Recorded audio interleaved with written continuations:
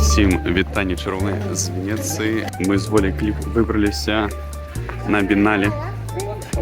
Гэта выстава непрафесійнага мастацтва. На этом біналі было так шмат відэа мастацтва, якое немагчыма паглядзець ад пачатку і да канца. У такога Бога можна верыць. І калі Дубль 2. This is so contemporary, contemporary, contemporary. А от Дерман трэба было падаць.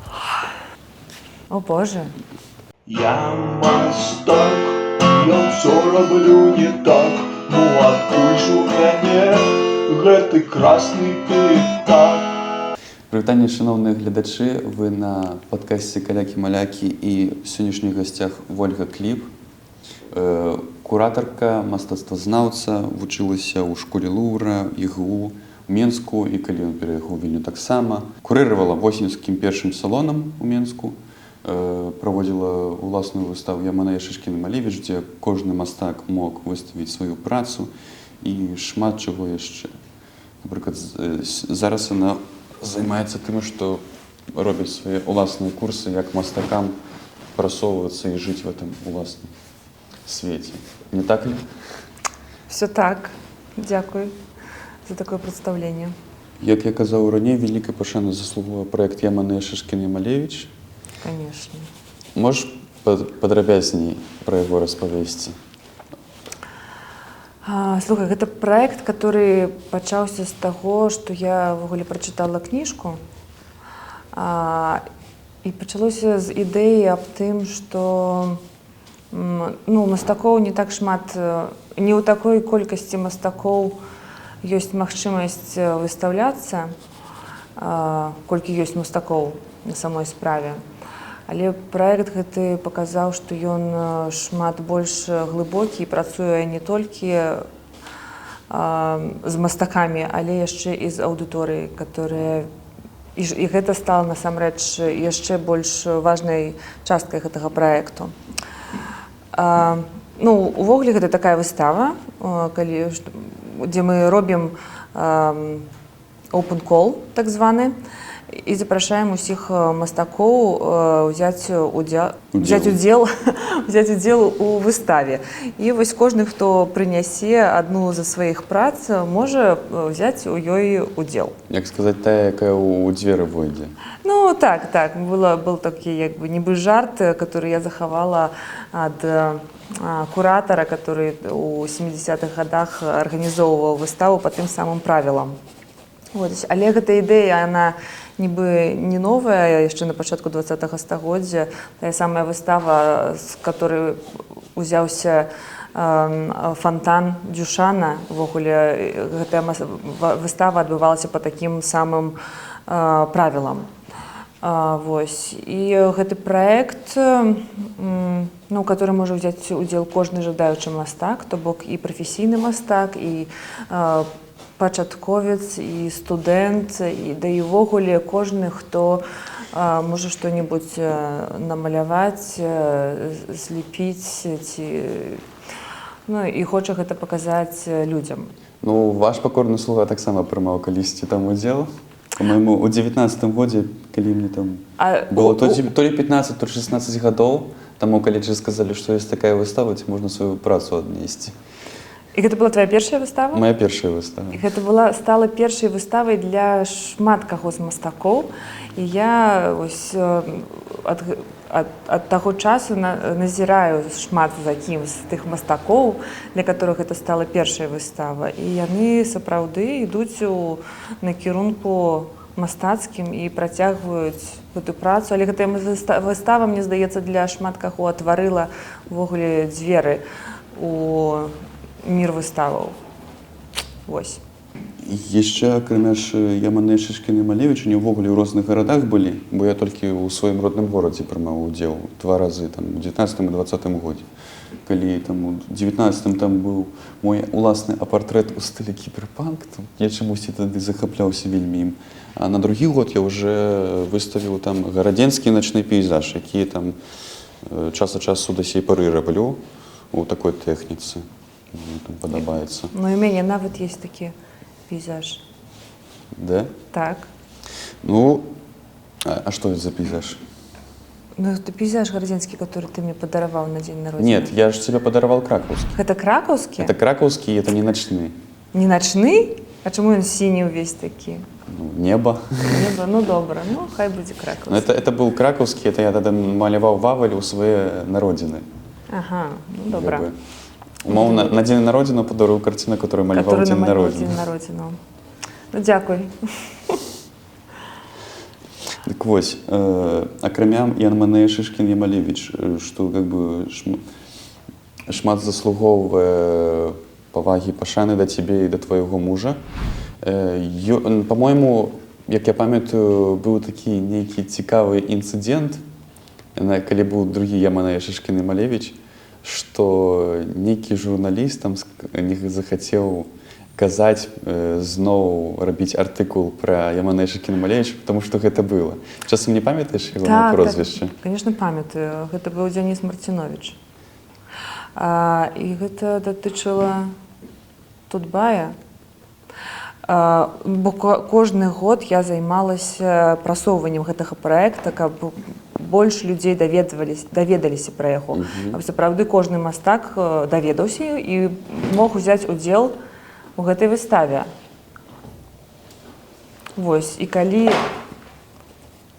на другі год я патэлефанавала Дзенісу і кажу, ну вось, як бы гэтая выстава, ну трэба зрабіць анонс і там распавесці пра яе, там магу пра вынікі мінулага года распавесці, на што не скажу. Так гэта ж выстава ўжо была.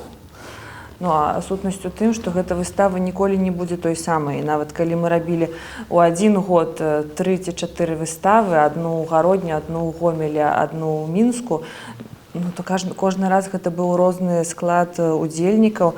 Але нават калі будзе той самы склад удзельнікаў, то заўсёды ў новай прасторы гэтыя творы будуць прадстаўлены неяк інакш, і ну, гэта будзе зусім іншая інсталяцыя. Вось. Ну так, але у нас быў анонс на Тутбае ўсё ж, кожны год быў, ну і шмат хто даведаўся. То бок он адбыўся ўсё роўна?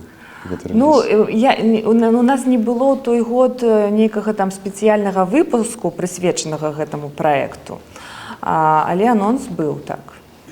Может, табе там што-небудзь закруціць? Ці прытрымаць? Нормально. Ну, добра.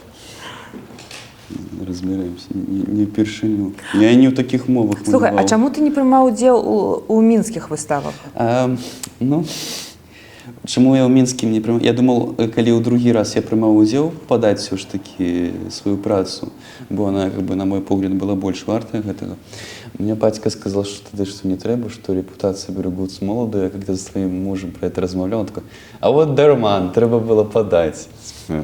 Вот супраць гэтага мы как бы і боремся в этом проекте, что трэба ўсё ж таки падаваць, не глядзячы ні на што там. Слухай, ну... Нават калі яно там кітчеватае ці такое нібы не мастацтва, все роўна трэба было падаваць. Слухай, ну так, тут заўсёды трэба было шукаць такія словы, каб патлумачыць, што гэта не выстава мастакоў, которые там не мастакі. Так, непрафесійныя, што гэта выстава непрафесійнага мастацтва, гэта выстава мастацкая, і кожны мастак можа ўзяць у ёй удзел. Але сярод мастакоў, на мой погляд, бытуе такі вельмі снобскае стаўленне да іншых мастакоў, которые менш яшчэ зрабілі ў сваім жыцці, ці да маладых мастакоў, напрыклад, ці да тых, хто менш выстаўляецца, ці працуе нейкім іншым жанры ці з іншай тэматыкай. І вось таксама снобскае такое стаўленне і да гледачоў. І таму, але вось гэтыя мастакі, которые не бралі ўдзел у гэтай выставе, яны не разумелі, якую колькасць гледачоў і аўдыторыі яны губляюць. Бо мастакі ўвогуле вельмі рэдка думаюць пра свайго гледача, і што ім патрэбны той, хто будзе, ну як бы, той, для каго яны ўвогуле... Той, хто будзе глядзець іх мастацтва. Ну, той ўвогуле, для каго яны працуюць. Бо калі мастацтва застаецца, ну, там, у мастака у майстэрні, ну, такое сабе мастацтва. Што мастакі самыя вялікія калекцыянеры сваіх уласных прац Так, мастацтва. так. Ну добра, то яшчэ у цябе быў мастацкі маёнтак разам з Дзімам Паповым. І ён хіба праіснаваў цэлы год, так? Не, ён праіснаваў толькі паўгады. Паўгады. Паўгады, так. Значит, мінахнуўся. Не, але ведаеш, там так шмат усяго адбывалася, што не кожная галерэя гэта за 5 гадоў нават можа зрабіць. Мы рабілі па адной выставе кожныя 2 тыдні, і шмат было розных і майстар-класаў, і канцэртаў, таму там за паўгады столькі ўсяго адбылося, што, ну так, можа падавацца, што і год ён праіснаваў. Ну, мне здаецца, была гэта цікавая імпрэза. Вось, а пасля гэтага мы перайшлі ўжо ў дом карцін, дзе менавіта і гэта Яманея Шышкін-Ямалевіч таксама змог адбыцца. Слухай, але ж гэта ўсё пра твоё мінулае мы зараз размаўляем. Ну, так. А чым ты зараз займаешся? Я ў 2021 годзе пачала такі праект, дзе я нібыта дапамагаю мастакам у іх публічнай рэпрэзентацыі. І на працягу 2 гадоў стварыла такі праект, як бы навучальны праект, который называецца «Портфоліо менеджмент для мастакоў», падчас якога мы у такіх групавых сустрэчах шмат размаўляем пра тое, чым займаюцца мастакі. І мастакі самастойна пад маім кіраўніцтвам, пад маім назіраннем складаюць CV, рэзюме, пішуць уласную біяграфію, пішуць арт-стейтмент і складаюць мастацкае партфоліо. І вось гэты курс мой доўжыцца 5 тыдняў, і ў выніку мастакі маюць такі пакет дакументаў, которые могуць выкарыстоўваць, каб працягваць удзел ці пачынаць удзел у розных міжнародных арт-рэзідэнцыях, таксама складаць розныя заяўкі на гранты, на выстаўкі, і каб увогуле лягчэй камуніцыраваць з іншымі куратарамі, з калекцыянерамі, з кім заўгодна. Бо калі з'явіўся такі тэлеграм-канал «Сектар», дзе пачала з'яўляцца інфармацыя пра магчымасці для мастакоў. Зараз у них ужо і сайт ёсць? Так, зараз у іх ужо і сайт ёсць, і перанакіроўваем усіх на сайт, бо тэлеграм-канал прызнаны экстрэмісцкім.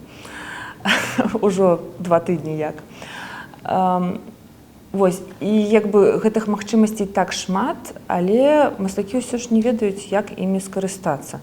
Бо як там напісаць гэтую заяўку, як скласці гэтае партфоліо так, ну, каб цябе зразумелі і прынялі да ўдзелу ў гэтых усіх праграмах. Вось, і за гэтыя 1,5-2 гады я недзе каля 80 мастакоў папрацавала, і шмат хто з іх меў такі поспех, бо нехта там паступіў у вучэльні, атрымаў нейкія гранты, а колькі ўсякіх гэтых грантаў мабільнасцяў таксама смаглі мастакі скарыстацца. Адна мастачка, Юлія Стратович, памятаю, пазамінулым летам мы з ёй працавалі, і яна такая, ну вось, маю новае партфоліо, разашлю гэтае партфоліо па розных галерэях тут у Варшаве. Праз 40 хвілін ёй патэлефанавалі з адной галерэі, запрасілі зрабіць персанальную выставу, і вось яны ўжо амаль штогод супрацоўнічаюць, і яны прадаюць гэтыя працы, і як бы ўсё ідзе наперад.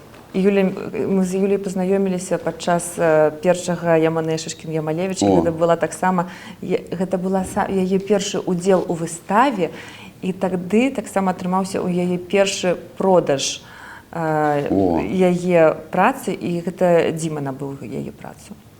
Яна застаецца ў маёй калекцыі. Вось. Ну, я ж таксама быў у курсе твоім, хіба адзін з першых, так? Ты быў увогуле, мне здаецца, на першым На маім першым гэтым наборы. Так, на першым наборы.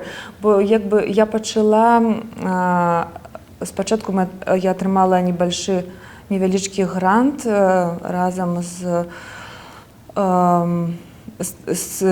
тэлеграм-каналам «Сектор», который тады яшчэ не быў экстрэмісцкім.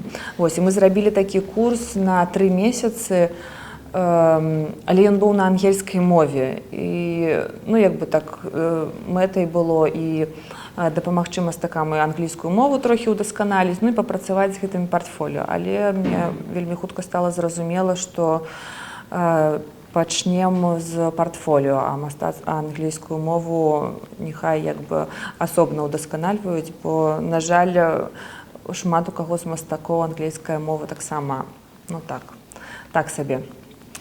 Ну, от дзякуючы партфоліо, якое я склаў там, бо яго трэба было скласці, згодна з тваімі рэкамендацыямі, мне там атрымалася гэтым летам з'ездзіць в Берлін на 2 тыдні. Уху! Ну вось, бачыш, працуе. Таксама ёсць паспяховы кейс. Усім вітанне чароўныя з Венецыі. І мы з Воляй Кліп выбраліся на бінале. І будзем вам паказваць сучаснае мастацтва 2024 года. Калі мы гаворым пра біенале ў Венецыі, то гэта выстава, которая адбываецца ў Венецыі кожны другі год. І кожны раз у гэтай выставы ёсць нейкі куратар, который прадстаўляе агульны такі вялікі павільён, который збірае мастакоў са ўсяго свету, а таксама там прадстаўлены нацыянальныя павільёны розных краін, дзе ўжо як бы самі гэтыя краіны прадстаўляюць мастакоў ці аднаго, ці некалькі... Што? І лінію партіі. Так, прадстаўляюць мастакоў і лінію партіі, але згодна з тэмай, прызначанай вось гэтым камітэтам біенале. А як гэты павільён, который там, дзе мастакі менавіта выстаўляюцца, якіх збірае куратар? Арсенал, па-моему. Так, асноўны гэта арсенал. Так, ну і яшчэ ў садах біенале таксама ёсць той агульны павільён, дзе прадстаўлены... Яшчэ ёсць паралельная праграма. Так, яшчэ ёсць паралельная праграма, якая адбываецца ў горадзе, і там, ну і гэта больш ужо такія нацыянальныя міні-павільёны, але которые таксама як бы далучаюцца да гэтага. Наколькі я зразумеў, менавіта ў рамках паралельнай праграмы, калі робяцца нацыянальныя павільёны, іх робяць тыя краіны, якія не маюць дыпламатычных стасункаў з Італіяй. Бо менавіта тыя павільёны, якія знаходзяцца ў садах Джардзіні, гэта тыя краіны, якія маюць афіцыйныя дыпламатычныя стасункі з Італіяй, і таму тады ёсць тыя будыначкі будаваныя. Можа быць, гэта тыя краіны, которые мелі дыпламатычныя стасункі ў той год, калі біенале была заснавана. Бо біенале ўжо больш за 100 гадоў, гэта было 60-е ўжо быў выпуск. Увогуле, это была першая біенале ў свеце, таму она хіба такое важнае. Ну, можа быць. Можа быць. Ось, таму гэтыя будынкі, яны ўжо даўно былі пабудаваны, і шмат краін... Ну да, там хадзіў там Чехаславакія, Югаславія, так. Так, ну цікава, як яны зараз дзеляць паміж сабой гэтыя... Ну, наконт Югаславіі, калі я наводзіў справкі, то там просто кожная з краін, якая была ў Югаславіі, па чарзе... А, такім чынам, так? Да, што типа ў гэты раз была Сербія, в наступным разу будзе нейкая іншая краіна. А іншыя краіны тым часам могуць прадстаўляць сваіх мастакоў недзе ў горадзе, у іншых лакацыях. В рамках паралельнай праграмы. Давай назовем 3 павільёны, якія, на твою думку, вартыя былі ўвагі. Акрамя па-за залатым львом, які заняла Аўстралія, якую я не до конца так зразумеў. Там была нават штучна створаная чарга, на якой нават паспеў вымаляваць. Слухай, мне здаецца, што я ўвогуле не ўбачыла Аўстралію. Ты Аўстралію не хадзіла, я памятаю. Я не хадзіла, бо там была чарга, і таму я туды, як бы я так абайшла, збіралася вярнуцца і не вярнулася. А я збіраўся вярнуцца, вярнуўся, і потым зразумеў, што эта чарга была проста штучна створаная, упушчалі проста абмежаваную колькасць людзей. І атрымаўся такі піар-ход, што типа чарга, цікава. Слухай, ну да немцаў таксама была чарга? А да немцаў была натуральная чарга. Да немцаў была натуральная чарга, ну так, бо ў гэты аб'ект, который там у сярэдзіне знаходзіўся, там ну нельга было прайсці больш людзей, чым магло Рэканструкцыя на ўвайсці. першым паверсе шахты, на другім кватэры такой, тыпова такой... Постапакаліптычнай. Соцлагеря такая. Не, але постапакаліптычнага соцлагера таксама. Я думаю, такія кватэры можна і зараз знайсці на заброшках у нас. Ну так, можна, так. Думаю, шмат хто лазіў па заброшках і можна знайсці такую ж самую краявід, які быў на гэтым павільёне. Пасыпаны гэтым пылам. Слухай, ну мне вельмі спадабаўся нямецкі павільён. Асабліва як святло падала. Ну это ўжо архітэктура будынка, это ўжо не павінны архітэктура з гэтым будынка- працаваць. Архітэктура будынка і яшчэ той час, у который мы ўвайшлі туды, бо сонца там як бы не ўвесь дзень бывае ў тых окнах. Вось, таму мы патрапілі яшчэ ў патрэбную гадзіну. Але вось гэты sci-fi аб'ект, который быў у першай зале, мне таксама вельмі спадабаўся. З таго, што я даведаўся, гэты нямецкі павільён раней, калі быў пабудаваны, выглядаў іначай. Типа он там был с некими мозаиками на манер там какого-то римского дворца. А потом, когда пришел до улады чел с квадратными усами у Німеччине, не будем называть имен, на всякий выпадок, то он постановил, что Німеччина повинна выглядать иначе и перебудовал этот павильон так, что он выглядает... Так, як выглядае сёння. Сёння. Больш брутальна. Ну, можа быць, але можа быць больш прыдатны для сучаснага мастацтва, што нішто там не перашкаджае як бы уваход. Я ўпершыню, калі я патрапіла на біенале, Які гэта быў год? слухай, мне здаецца, 2003 можа нейкі там. Я ў 2003 нарадзіўся. Вось, так, менавіта 2003, так. І я таксама я запомніла менавіта нямецкі павільён. І не памятаю, што там былі за творы, але памятаю, што там былі вось гэтыя людзі, которые нібыта назіраюць за прасторай. І яны скакалі па гэтым павільёне і так крычалі, нібы распявалі «This is so contemporary, contemporary, contemporary». І зноў «This is so contemporary, contemporary, contemporary». Вось гэта я, мне здаецца, на ўсё жыццё запомню. Ну, штосьці падобнае было в этом польском павильоне, который, ну, шчыра кажучы, он был украінскім в этом годзе. Ну, такі, так. Што там на экранах гэтыя мясцовыя жыхары казалі паф, паф, паф, піу, пуф, піу, пуф. Ну, імітавалі выбухі.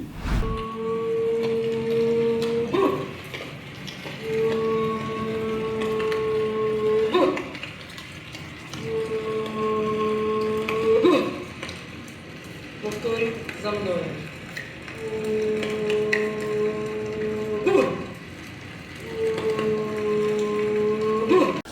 Так вось, атрымоўваецца Нямецчына, які другі павільён нацыянальны? Слухай, ну вельмі прыгожы быў амерыканскі павільён. Я з табой пагаджуся, это мой топ-1. Так? Ну, я ацэньваў, это ввогуле ж это былі мае першыя біенале, твае не першыя, і я ацэньваў хутчэй больш з пункту гледжання фармальнага, чым Ідэйнага і канцэптуальнага. І фармальна мне вельмі спадабалася, як это все выглядала, так пёстра, ярка, Так, як я люблю.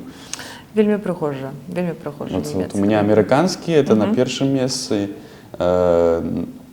Ввогуле мне спадабалася вельмі архітэктура самих павільёнаў. У некаторых павільёнаў нават больш, чым за тое, што там знаходзілася. Вельмі спадабаўся мурал, который над галоўным гэтым цэнтральным павільёнам. Да, дзе напісана «Ля Б'енале». Брытанія была цікавая, шмат відэа, но мне яны не зашлі, ну, камон, на этом біенале было так шмат відэамастацтва, якое немагчыма паглядзець ад пачатку і да канца. Яшчэ трэба ведаць кантэкст, яго трэба прачытаць. Гэта шмат часу, а як ты сказала, у мастакоў некаторых праблемы з англійскім, то бок у мяне. Ты адзін з тых мастакоў. Ну, што гэта было так добра зроблена і было так шмат гэтага відэа. Я таксама пачала яго як бы там разглядаць, але потым я пасля недзе там 30 хвілін я так зразумела, што не змагу тут застацца на увесь дзень, але ну, такое ўражанне, канешне, было вельмі моцнае ад Ну вот у гэтага. Арсенале, там ж таксама былі некаторыя нацыянальныя павільёны, Так. то мне там вельмі запомнился латышскі павільён з этими дзіўнаватымі холстами, якія там просто одна пляма колеру на такую аморфную форму. Уразіла, як зробленыя гэтыя холсты, бо калі ты ведаеш, як робяцца гэтыя холсты, як іх зрабілі, па-першае. А па-другое, як яны былі оставлены ў прасторы. Слухай, і яшчэ павільён з паралельнай праграмы, гэта тайваньскі павільён. Да, я нават Everyday War. Ну, вельмі мне спадабаўся. Я нават адно з гэтых відэо запісала, амаль што цалкам. Ну, гэта вельмі нешта прыгожае з візуальнага пункту гледжання. І на пачатку ты не разумееш, што как бы, гэта пад вадой знаходіцца. Там толькі крышку ці пузыркі выдаюць. Ну так, так. А потом выбух, бабах, і потім ще реверс. Ну, так, і вельмі цікава, што вось пра вайну можна такім чынам распавядаць у вельмі такой эстэтычнай, прыгожай, нібыта манеры, але калі ты бачыш усё, што там адбываецца, ну, разумееш, што як бы хаваецца за гэтай карцінкай. Слухай, мне яшчэ спадабаўся, канешне, італьянскі павільён. Памятаеш, з гэтымі... Венецианскі или італьянскі? Італьянскі, который там велізарная такая канструкцыя і такія павялічаныя гэтыя механізмы ад музыкальных шкатулак. Памятаеш? Не А там у сярэдзіне стаяла такая нейкая ванна, у которой нібыта калыхалася такі жидкі цэмент. А, это італьянскі, да? Так, это быў італьянскі. А, добра, я там крыху заблытаў людей, сказал, что это китайский. А, ну падобна на кітайскі, там усё выглядала як іерогліфы, гэтая канструкцыя. Это італьянскі? Так, это італьянскі. А, так, памятаю, ну да, эту бурбалку складана было. Ну, бурбалка гэта так увогуле была вельмі. Яна была некая такая прыгожая, цікучая. Ось, а ўся гэтая канструкцыя. І я, ведаеш, што заўважыла, што было вельмі шмат такіх канструкцый, нібыта як краты. Ну, увогуле па ўсёй біенале. І мне здаецца, што, мабыць... І в арсенале былі і в арсенале таксама. На фоне гэтых жоўтых тканін. Так, і вось гэтыя краты, як бы, як, ну, такі сімвал гэтай нейкай неволі, мабыць, мастакі так інтэрпрэтавалі яго таксама. Мне ж тэма там чужастранцы паўсюль, як тут. Так, чужастранцы паўсюль, але, ведаеш, мне здаецца, што тэма была трохі аднабока прадстаўлена. Што гаворка па большасці ішла пра тое, з якіх прычын людзі вымушаны міграваць, і што вось яны становяцца такімі чужастранцамі паўсюль. І неяк было так шмат гэтых негатыўных такіх аспектаў, а хацелася б, каб хтосьці занырнуў у такія больш канструктыўныя і пазітыўныя аспекты таго, што гэтыя чужастранцы ёсць паўсюль. І вось я не заўважыла. А які гэта пазітыўны аспект? Слухай, ну вось ты чужастранец? Ну, можна так сказаць. Ну і што, табе дрэнна быць чужастранцам? Я не жалуюсь. Ну вось і я не жалуюсь. Мне здаецца, што быць чужастранцам гэта выкарыстоўваць усе тыя магчымасці, которые дае нам увесь свет. І гэта заўсёды пра выбар і пра тое, што ты можаш заўсёды перамяшчацца. Ну, але тады ці ўвогуле існуе гэтае паняцце быццё чужастранцам. Бо мы паўсюль чужастранцы, мы ў сябе ўдома таксама можам быць чужастранцамі. А мы ў сябе дома і чужастранцы, нават больш, чым тут. Ну, чаму мы адтуль з'ехалі? Ну так, то бок тут мы не чужастранцы ўжо. Ну тут, можа, мы меншыя чужастранцы, асабліва на Падляшшы, у Польшчы. Что, можно сказать, Падляшша самое белорусское место зараз у свеце. У свеце, так. Ну, как бы мясцовыя беларусы і ўлады падтрымліваюць гэта, і прыехаўшыя беларусы таксама пра-беларускія, і атрымоўваюць, што это самае беларускае месца. Ну, я згодна згадзіцца з гэтым. Так, я заўважыла, што Але гэта цікава, што беларусы Падляшша, што ёсць беларусы Падляшша, а ёсць палякі заходняй Беларусі. Ну вот я как бы могу относиться до поляков Западной Беларуси, маю на это право. Бо у меня записано, что я поляк. И вучыўся я в польской школе. Ну, таму... Ну, і вось гэтыя... Маю такую опцию. Але зараз ты ўжо больш беларус з Падляшша, чым паляк з Ну, можно Гродзеншчыны. сказать, что тут я больше белорус с Подляша, а в Беларуси я больше поляк с Городенщины. Ну, foreign everywhere, чужастранец паўсюль. І там як бы чужастранец, а Я тут польский чужастранец. спевал, и тут ты чужие, там ты чужие. Ну так, гэта такая тэма. Ну, але цікава, што яе закранулі ў гэтым годзе у біенале. Яшчэ ж мы гулялі там шмат па-за Арсеналам і па-за садамі Джардзіні па паралельнай праграме. І у адной з такой прям вялікіх падзей і выстаў гэта былі акурат калекцыя Піно Колекшн. Бо тот же тайваньский павильон у нас з паралельнай праграмай быў. І вот Піно Колекшн, там увогуле была выстава аднаго мастака. Она хіба была накіравана на тое, каб выклікаць менавіта такі жывёльны страх.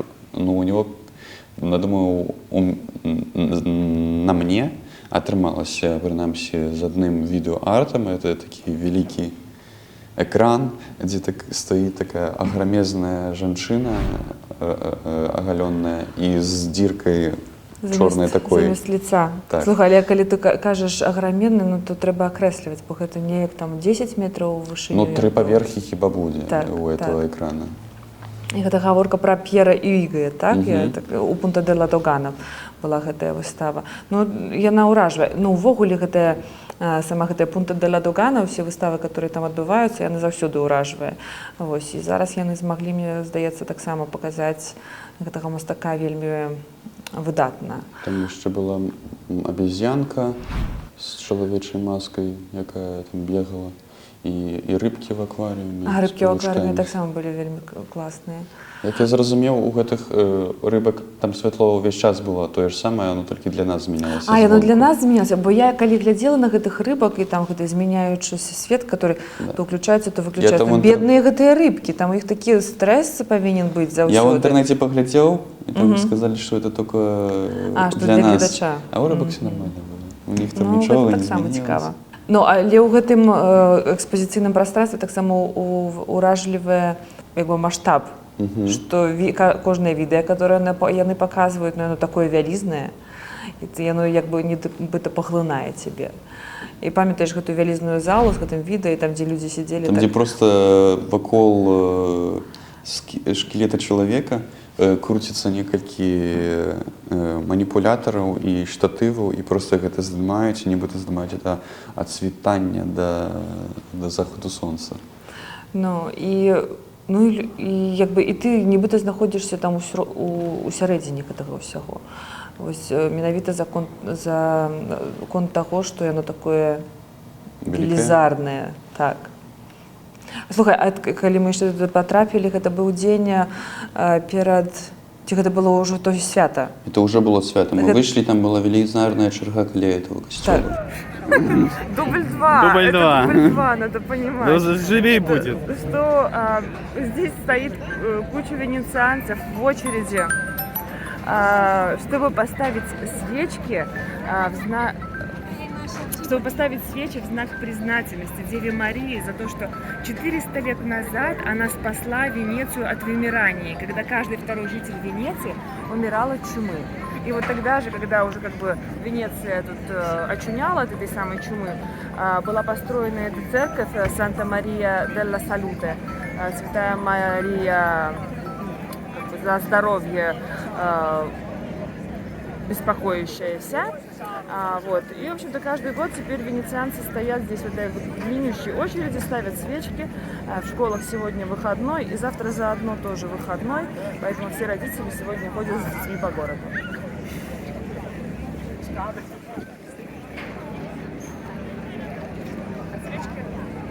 А свечки продаются вот здесь вот вокруг самой церкви по 3 евро за штуку.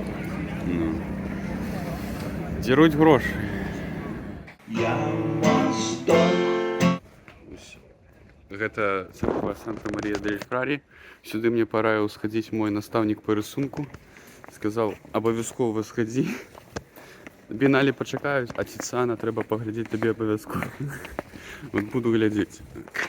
Он еще сказал ходить в Сан-Пауло, бо там, оказывается, каля Сан-Пауло стоит та же самая оригинал скульптуры Бартоломея, воевника на коню, копія якого стоїть каля нашої академії. Ну, і у якого там на нашій копії там у нього помалювані яйки як великодні. Слухай, а где это? Я так, что за Сан-Пауло? Ну, костел Сан-Пауло, там хіба на неким іншим. А чому ми його не знайшли? Ми ж його не знайшли. Мы его не... Тихо, это у Венеции? Это у Венеции. Ну, добро, но мы были в Сан-Марко, где были офигенные золотые мозаики. Мы вот на ковалочек нашли. А подлога какая? Так везде мозаики были. Угу. Ну, иллюзионные такие. Это помнік Канові, так? Так, который зробили его лучше.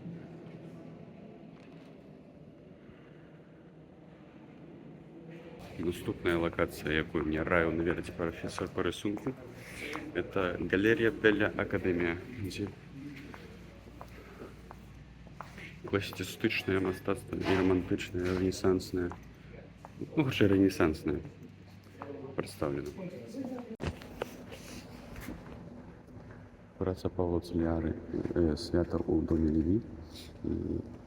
Яна характэрная тым, яна цікавая тым, што малявалася гэтая праца як тайная вечара Ісуса Хрыста. Але гэты чалавек дадаў так шмат сучасных гістарычных персанажаў і што зрабіў недарэчныя для тайнай вечеры, которая тайная, гэтай аркады, гэтую пампезнасць, што ён просто пераназваў гэтую карціну. Слухай, ну я вельмі прыгожа гэта Тициан. І вось калі бачыш гэта ўсё ўжывую, то разумееш, чаму гэтыя творы знаходзяцца ў падручніках па гісторыі мастацтва і чаму ўсім мастакам расказваюць пра гэтых мастакоў. Конечно, такая коллекция. Ну, я думаю, им не тяжко было стварыць гэтую коллекцию, бо гэтыя ўсе мастакі тварылі там, у Венеции. Нават не трэба было транспартаваць далёка. Хаця ж не, там былі нейкія творы таксама з іншых церкваў, з іншых гарадоў Італіі. Ну, але ўсё ж гэта все адбывалася там на месцы. Пляц Сан-Марко і касцёл Святого Марка Евангеліста. Як кажуть поляки, ідемо до środka.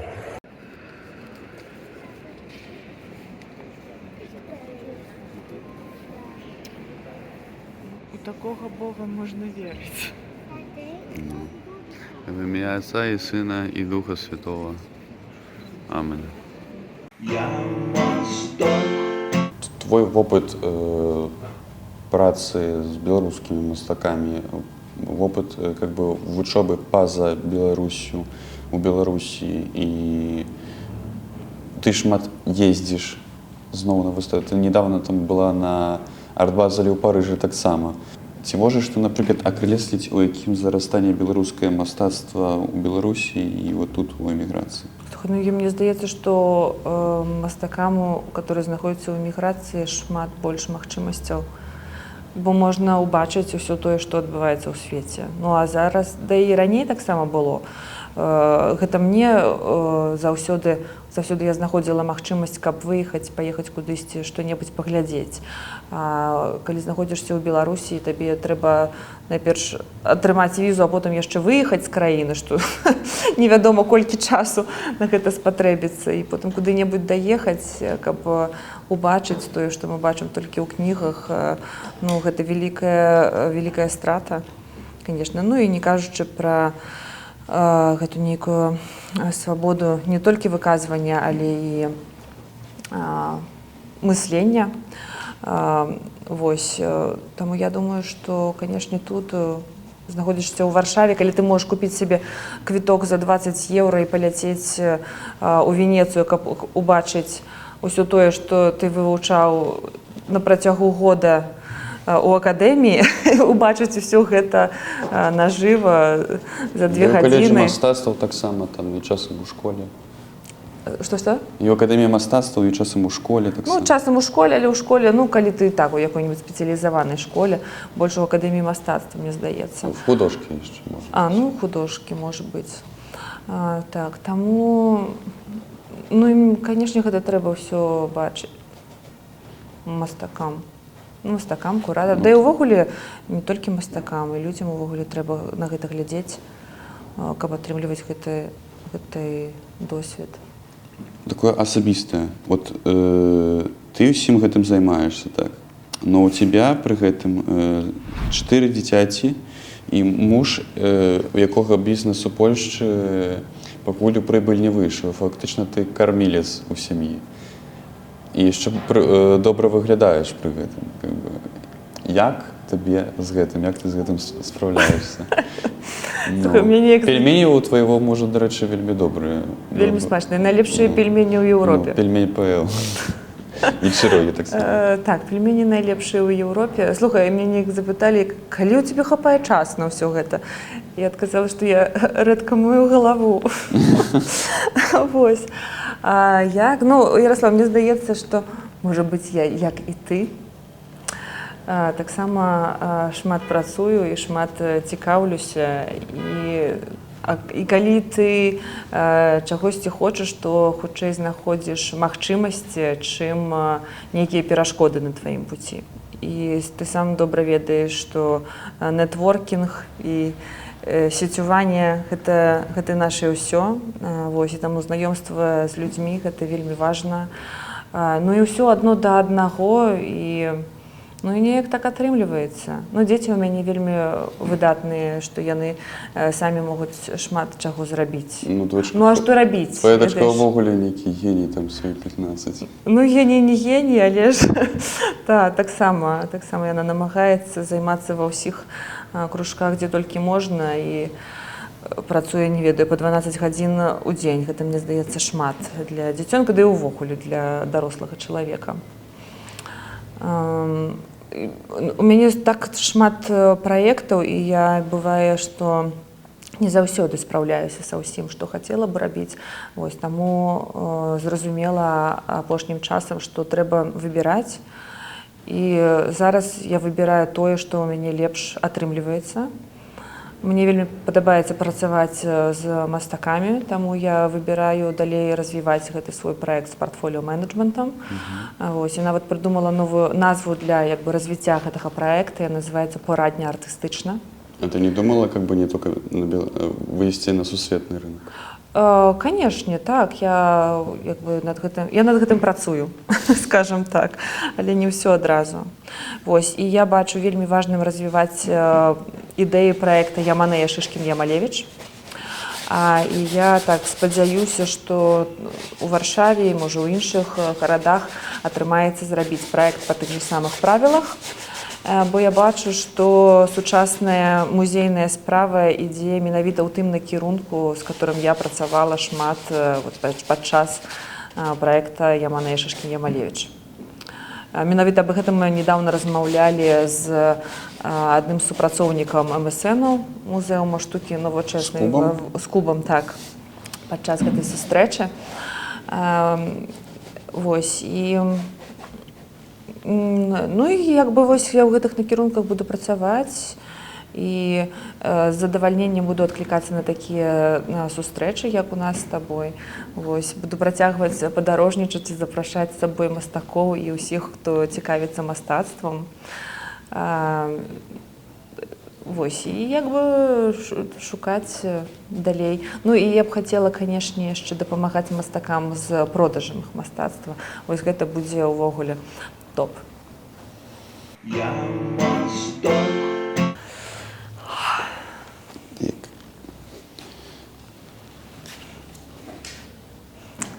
О, Боже. Кожны партрэт іншы, да? Кожны партрэт іншы, так. Слухай, ну мне столькі партрэтаў яшчэ ніколі за ўсё жыццё не было. Мне гэта вельмі. Ну, это я в Венецыі намаляваў тады, калі мы сидзелі у кампаніі з нашым трэцім папутчыкам. Лізою. Ну добре, треба буде призвичаїтися ще до мяне ў гэтым образе. Ну тут треба було вельми хутка. Добре, гэта ескіз будем, скажем так. Це все твоя куртка. Ну там можеш гэты квадрат намаляваць, замест мяне пакінуць толькі куртку. Я думаю, Клас. вийшло неплохо. Вышло неплохо. Все, давай. Добре, давай. Добре. Дякую. Я і Вольга віншую вас з надходячими колядними святами і новогодніми з Венеції. Пляц Сан-Марко. Ні кропельки снега, але Буде.